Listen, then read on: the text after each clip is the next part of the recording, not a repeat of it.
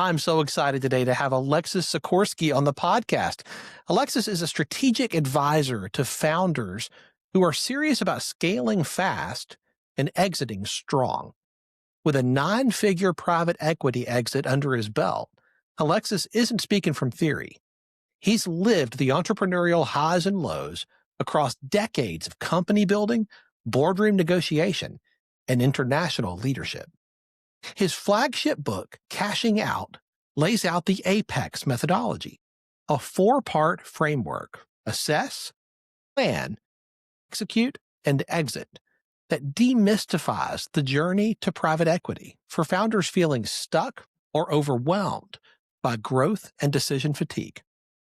Alexis founded, scaled, and sold New Access, a Switzerland-based software company, ultimately closing a $100 million plus exit and transitioning into a new chapter as a special advisor to ambitious CEOs. Today, through Sikorsky Consulting and Nightscale Partners, he works with growth scale businesses, typically doing $5 million plus in annual revenue, who want to engineer their next chapter or PE exit. Alexis, I'm so glad you're here. Thanks for being on the show. Thanks for having me, William. I appreciate it. Welcome to Catalytic Leadership, the podcast designed to help leaders intentionally grow and thrive. Here is your host, author, and leadership and executive coach, Dr. William Attaway.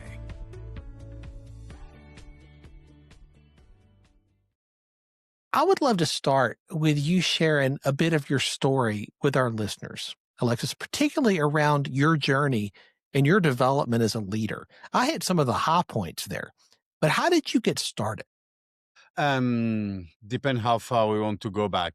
Long story short, I've always been an entrepreneur. Very rarely a successful one, but I've been an entrepreneur. I started my first company when I was 15. It was an export-import company. My parents still not totally forgiven me about that. And then did some work in the movie industry, did a movie school, movie industry, did a bit of advertising. Fair to say, it took a minute to find exactly what my calling was. I had a movie production company. I had an ad agency. And then in 1994, I think, around that, I went on a trip to Senegal, where one of my teacher and partner in my movie company had established and married a beautiful Senegalese woman. So I came to visit him for a week holiday, and literally when we landed, a week later, they opened the internet node in Senegal. And somehow I decided that's I don't know, a sign of the gods or something that I should do. I should start an internet cafe, internet service provider in Senegal. So I went there for a week. I stayed almost 5 years. And that's the beginning of my legendary business decisions that people think I'm so smart, and when I usually tend to get extremely lucky. So I had I was 24, so I knew everything about life. That's right.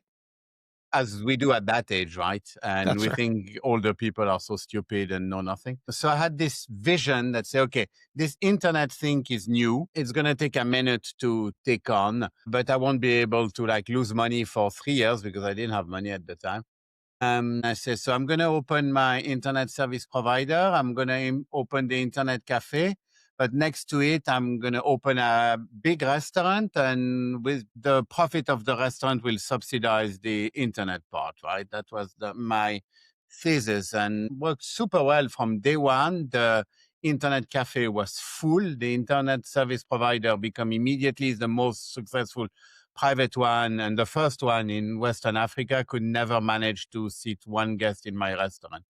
So say, oh, Meti Sakana, you've been so successful. Yeah, but just it's exactly the reverse of my business plan. So after 5 years there, for let's say interesting, funny political reason, I had to leave Senegal a little bit in a hurry, literally with a suitcase. Went back to Switzerland, no job, no money, basically no skill. So scratch my head.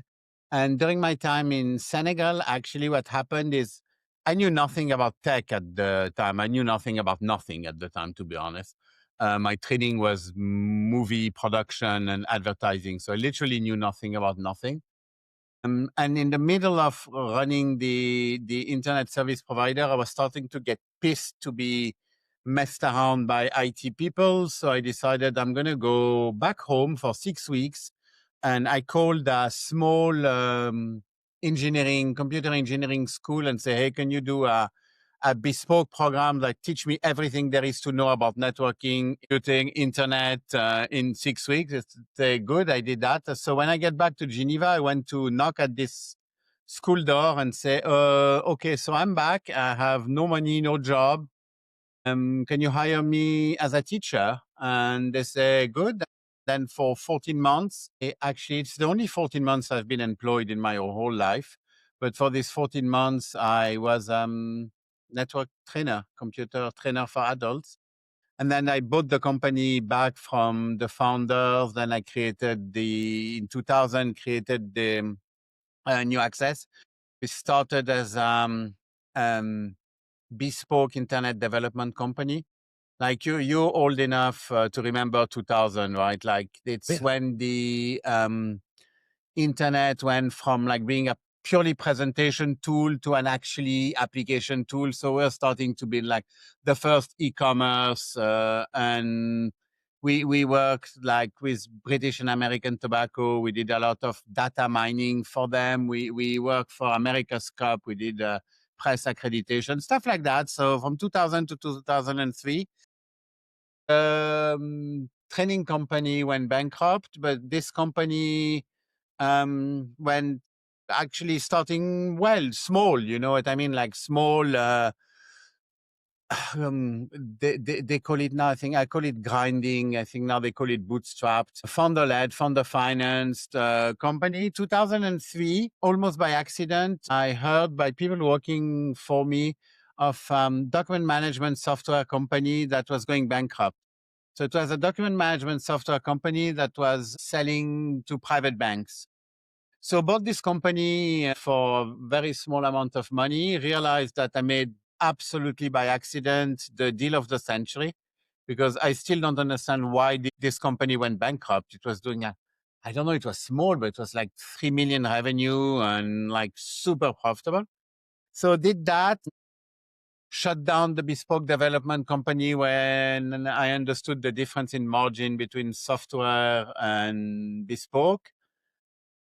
Grow the company pretty well from 2000 to 2007. And now like we go back mentally to 2007, I'm the king of the world. I'm so smart. The company is doing like, I don't know, 10, 11 million revenue, very profitable. I don't have a penny in the bank. I spend like crazy because what could go wrong? Like I'm so smart. And in 2007, and I have a software company that deals only with private banks. What can go wrong in 2008, right? Then 2008 hit and lost 75% of my revenue in one day, pretty much. Like all my clients called and said, by the way, we love you, but we're not buying anything from you this year. So I had to live with basically the maintenance contract because our product was pretty sticky and hard to replace. So we kept like, 25, 30% of the revenue. And that's the start of the grinding years, the tough years, like 2008 to 2014, 6 years of firing 70% of the staff. And I'm talking like you know entrepreneurs, right? It's these people, they're not lying in an Excel spreadsheet. They're my friends, they're my family. Like firing them every month, like asking, like, do I continue? Do I stop? Or am I in like good money chasing bad money? Mortgaging my house, like really, really tough years. And then come 2014, we could say with some creative accounting that the company was back to break even.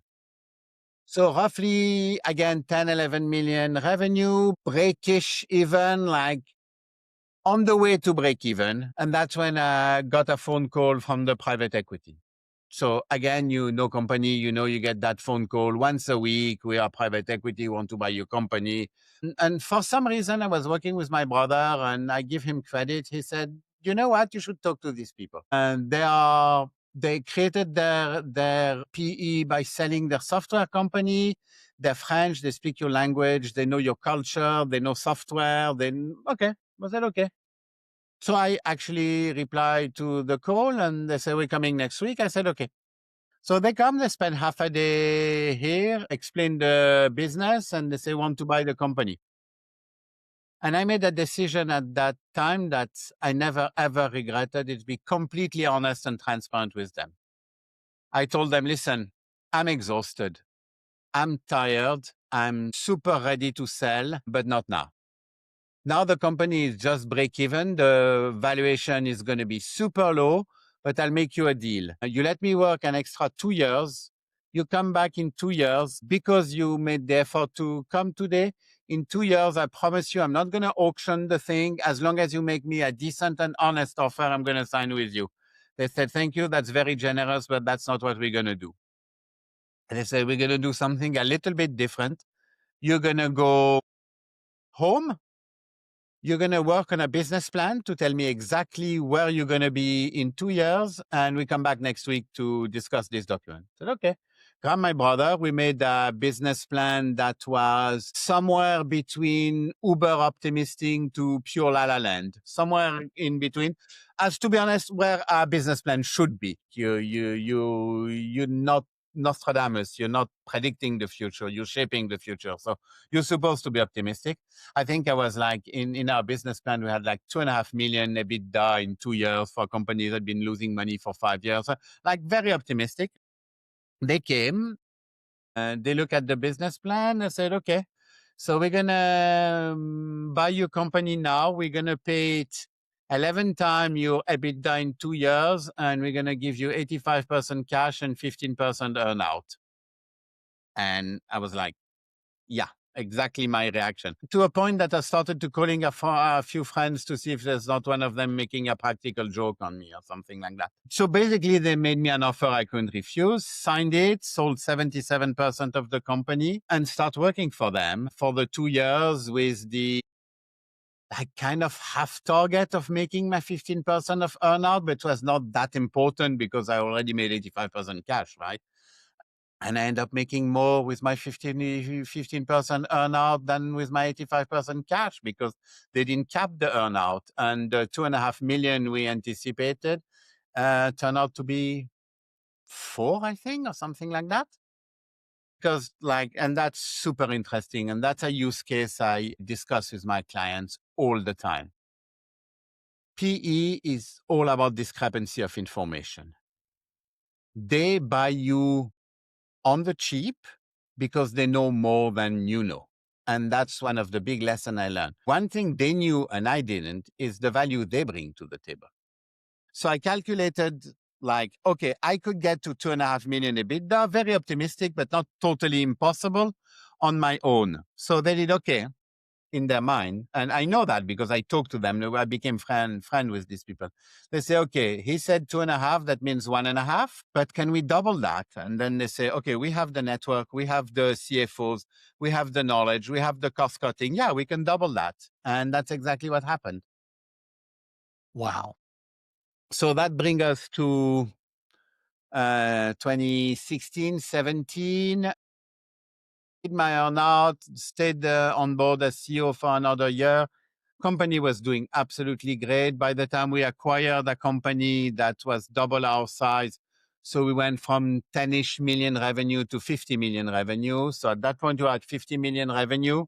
And the company we acquired, the CEO of this company that I put head of sales. So the P structured the deal, but I actually ran the integration, which was super interesting. And the CEO, I was talking to him and I was like, it's ridiculous. This guy is 10 years older than me. He's way more qualified. He speaks all the languages. He has experience in an international group. So I went to see the PE and say, listen, that's ridiculous. This guy should be CEO, not me. And so we put him as CEO, and I get myself the best and most fantastic job in the entire universe, which is chairman of the board.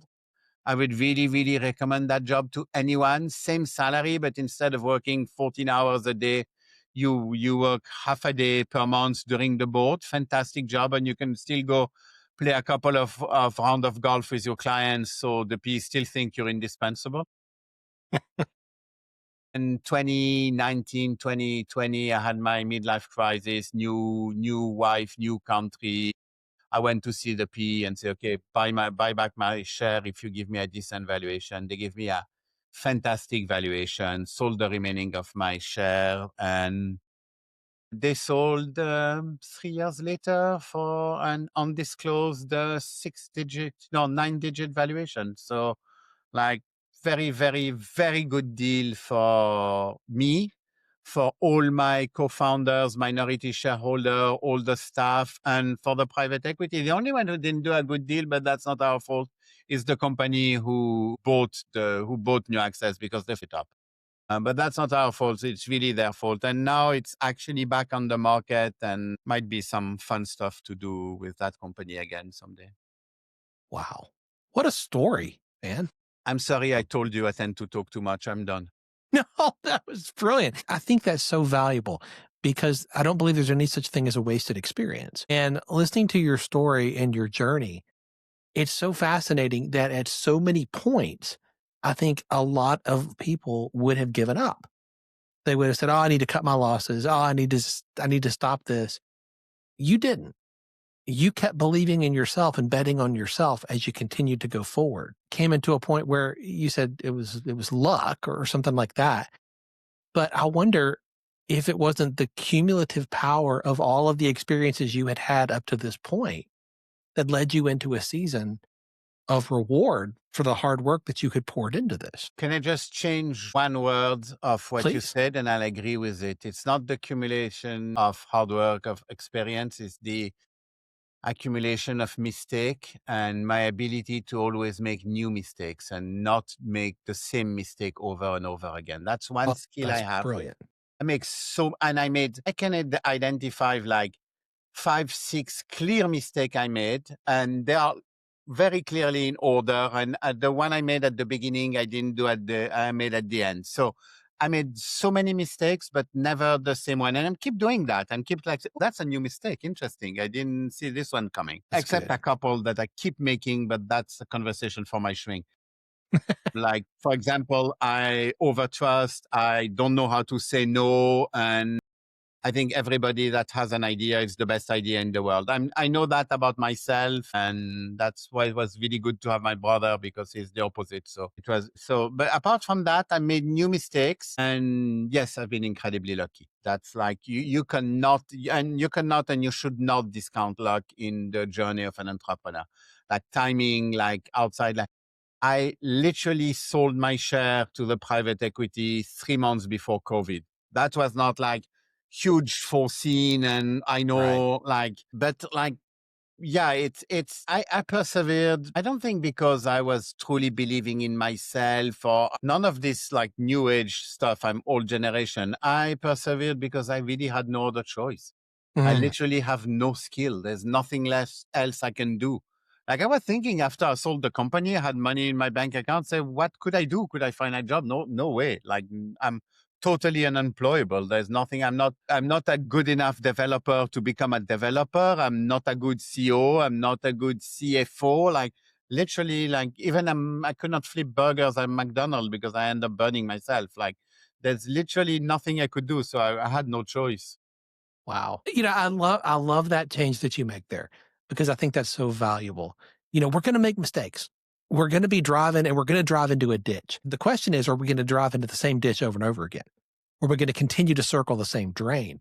Or are we going to learn from that, understanding that there are so many new mistakes we can make, and be okay with that, understanding that failure, as long as you fail forward, as long as you learn from the mistakes, can lead to success, because failure is part of the journey.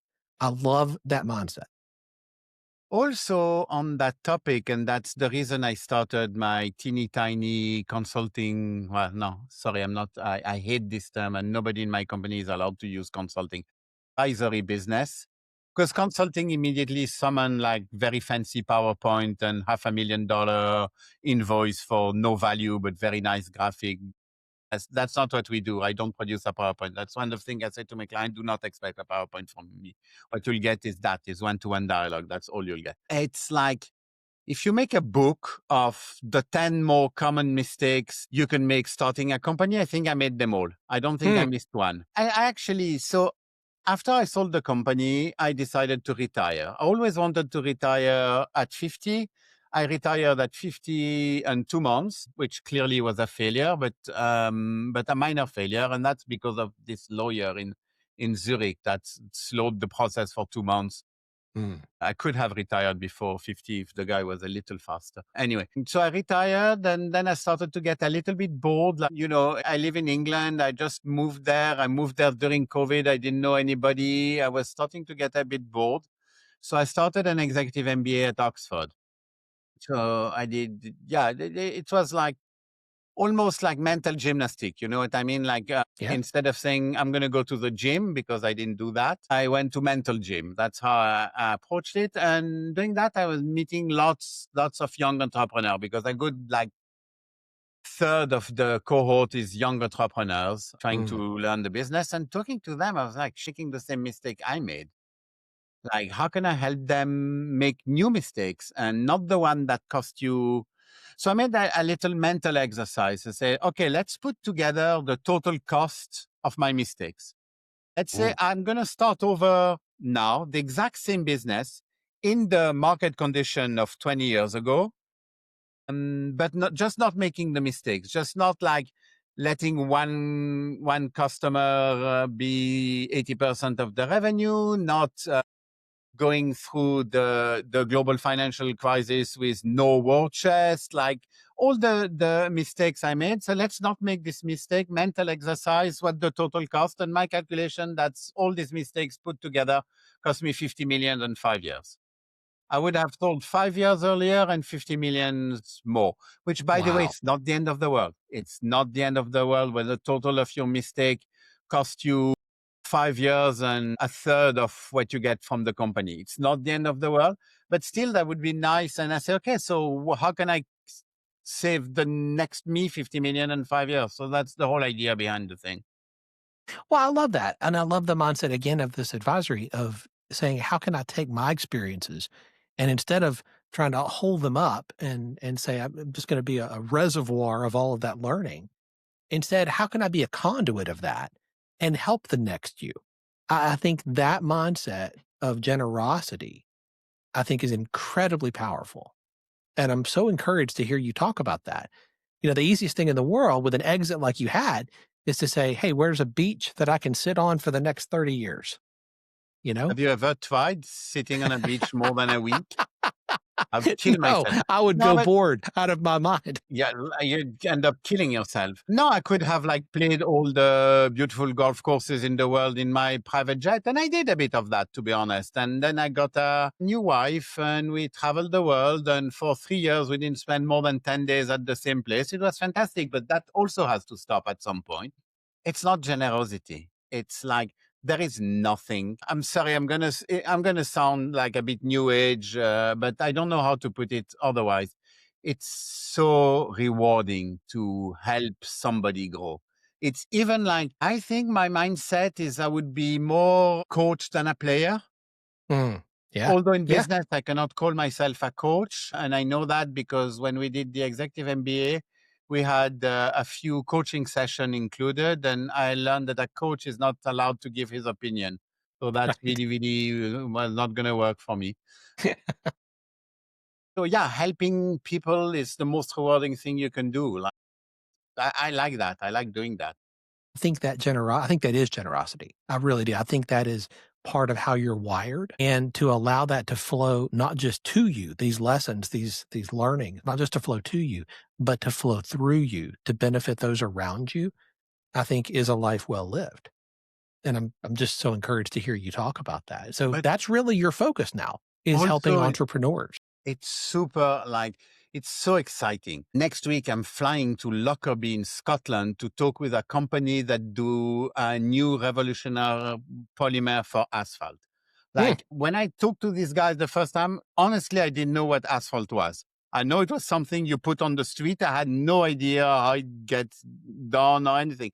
So like, it's so exciting to learn new stuff. And when in my life, like playing golf, will I meet somebody who does polymer for asphalt using recycled plastic?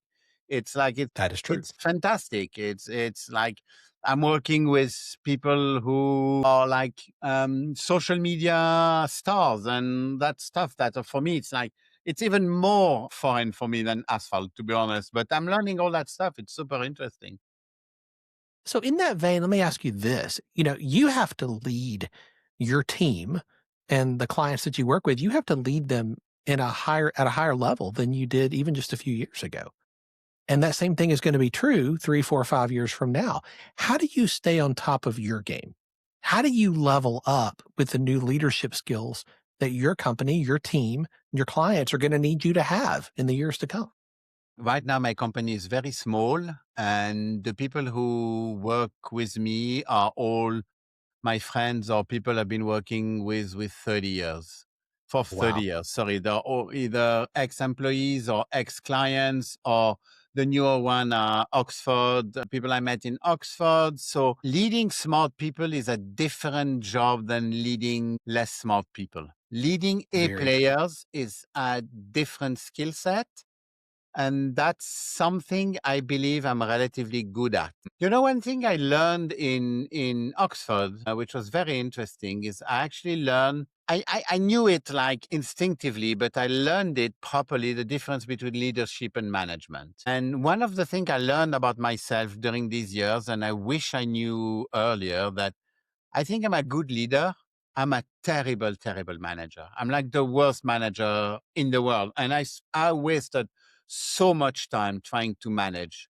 And Mhm. now with my company, I don't manage a thing.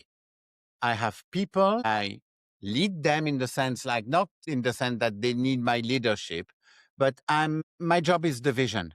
My job is the guy who say, we're going that way. Yeah. I don't Yeah. need to tell you how to run your boat. You know how to run a boat. My job is we're going that way and all the boats are going in that same direction. That's leadership. Mhm. And that's the skill that's required. And then yeah, people have to trust that you can lead them. And it's pretty easy with these people because most of them know me. And also, I'm going to sound a bit pretentious, but there's so many coaches and growth experts out there. I think I have a track record and I think that's value. I actually Yes. built a company for scratch and sold it for 9 figures. So there's a little bit of been there, done that, even if it was like a chaotic journey with lots of mistakes. Like I speak private equity. I know how to sell to private equity. I know what they like. I know what they dislike. Know how they try to. I'm trying not to swear too much, but how they try to mess up with you. How they try to lower your valuation. I know their tricks. So this is knowledge that helps with leadership. When I'm sitting in front of a client and say, okay, these are the 9 elements you will need before you're ready to talk to private equity. Mm, This is where you are. This is where you need to be. And this is how we're going to get you there. I can talk about that because I've done it. mm. And That's good. I'm a decent leader. I'm not a fantastic leader. It's hard in this universe to be a fantastic leader because the great leaders are really, really great. Like Mm, I got to 200 million valuation. These people get to 200 billion valuation. So like, I'm nowhere near that level. And that's something I'm honest with your client and say, I'm going to bring your company to 100 million. If you want to bring it from 100 million to a billion, then it's probably going to be somebody else. That's probably mm. going to be a little too big for me. We'll see if it happens. Maybe I would have learned enough by then to be able to help them. But I don't like telling I'm an expert of something I never done. And I think that should be So good. good business practices. I agree completely. I think that's integrity, and I think that's wisdom. And it's also like just good business practices, because if you look stupid trying to do something, like if I was trying to be a football coach, I think they would notice pretty soon that I have no skill. Well said. That's great. Imagine that, like most of us, you're a continual learner and you're always, and we've talked about that a number of times through this conversation. Is there a book that made a big difference in your journey that you would recommend to the leaders who are listening? To be honest, I'm not a huge reader of business books. I do read a few. I'd say there are two books that really helped me with leadership. One is The Prince by Machiavelli, which is not really a business book, but it's Well, actually not far from being a business book. that's right. Exactly. And the other one that's clearly a business book is The Art of War by Sun Tzu. Yes. These are actually business books. They're all Yes. business books. They won't tell me much about AI, but a lot of the concepts that are in there are still valuable to AI. And I think, like, when I see some of the path the big AI company are taking, I want to scream to them, read Sun Tzu, read Machiavelli. Like, you're missing some of the big fundamentals in there. So I'm reading the books of my friends, because, like, I wrote a book, so I have lots of new friends. After you write a book, you have new friends. So every time somebody send me read my book, I buy the book and I read the book, because I think it's the polite thing to do. I do find some wisdom in there. It's lots of, again, very theoretical knowledge of people who, like, talk about stuff they never did. I read all the book of Dan Priestley, who's a friend and a client, because when this guy talks about something, like, he tells you how to get successful in the personal branding. The guy went to Diary of a CEO 5 times in a row. He's the most host in Diary of a CEO. So when Dan talks about something, okay, like, he knows what he's talking about. Yeah, most of my knowledge doesn't come from books. It comes from talking to people. And when I read, it's more like Chinese science fiction than business books. I'm not that smart. I'm not that educated. I'm going to disagree, man. I got to say, after this conversation, I'm street smart, but I don't have a high education, except now I have an MBA in Oxford. That's like, that counts on that's not nothing. resume. Alexis, I could talk to you for another hour. This has been so fascinating and I believe so insightful. I know our listeners are going to want to stay connected to you, continue to learn more from you and about what you're doing. What is the best way for them to do that? Well, as long as it's asked politely, I never say no when somebody asks for help. Doesn't mean I'm going to spend 50 hours on your problem if you're a startup. And most of the time when people ask for my help, I said, there is literally nothing I can do for you, because most of the people who ask for help are startup people. And I know nothing about startups. It's not my universe. So don't call me if you have the new AI startup and no money, no revenue. I would take the call. I would be very polite, but there's literally nothing I can do for you. I know nothing about this universe. But when it's somebody I can help, I help, because that's who I am. That's going to sound a little bit self-promoting, but the reason I wrote a book, it's because I thought there is value in there and advice that can be helpful for an entrepreneur. So if you have $5 to spend, you can buy the book and read the book. And if you buy enough of it, I might become rich of that. I think if I drive my book sales like 1 million times, I can stop working just on the sale of the book. So find me on LinkedIn. I have one good advantage is I'm not named Paul Smith, so I'm pretty easy to find on LinkedIn. Right now, actually, to your listeners, there is something they can do to help me. If they have an hour to spare. I'm preparing my second book. There's a big difference between a book and a chat, actually. I realized that. In a chat, I'm going to come with my preconceived idea.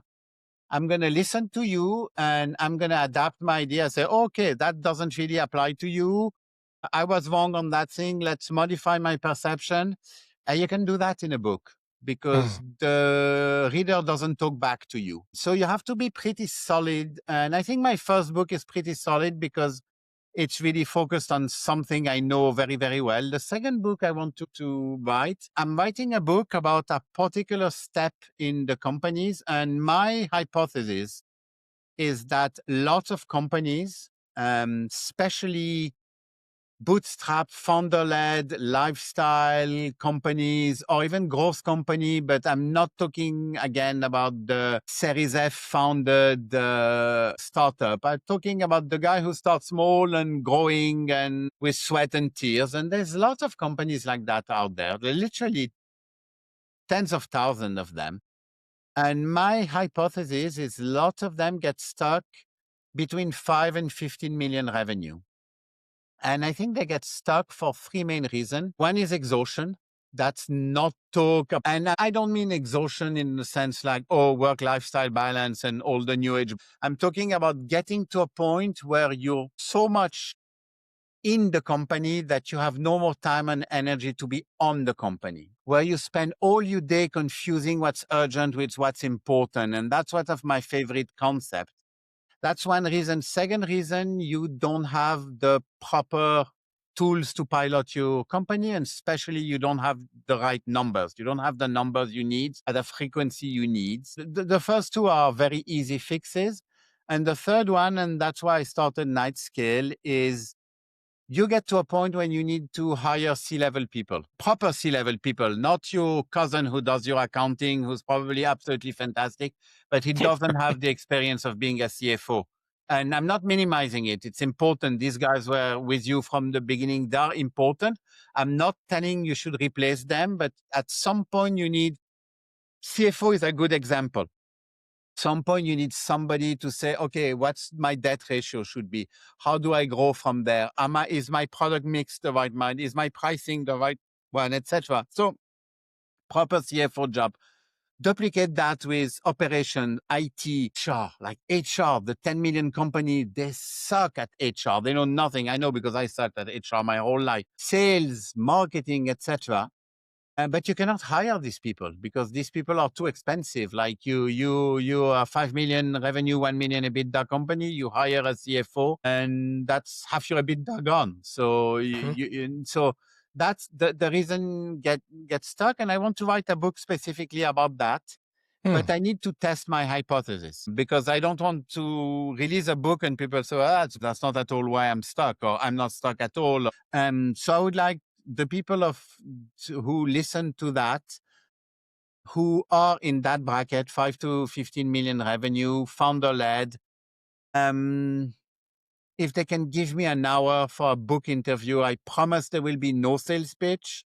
And I am very generous in exchange for an hour of your time. You get a free book. That's $5 value and signed by me, which is probably still $5 value. But that's what I offer in exchange. If you have an hour to spare to help me test my hypothesis, that would be generous and be very helpful for me. I love that. Well, I'm sure there are listeners who are listening to the show who would love to be a part of what you're doing there, man. We'll have a link to your book, Cashing Out, and I can't wait to read the new one when it releases. Thank you. It's going to be a minute. It'll be a minute. Patient. It'll be worth it. Alexis, thank you so much for your time and your generosity today and sharing so much of your story and what you've learned along the way. Thanks, William. It was a pleasure.